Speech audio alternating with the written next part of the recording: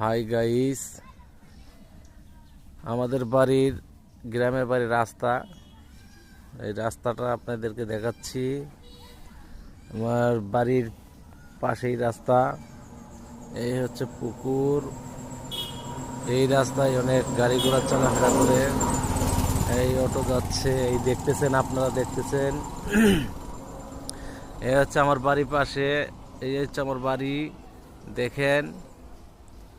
এই হচ্ছে বাড়ির পাশে রাস্তাটা কত সুন্দর, আঁকা বাঁকা রাস্তা আপনাদেরকে দেখাচ্ছি।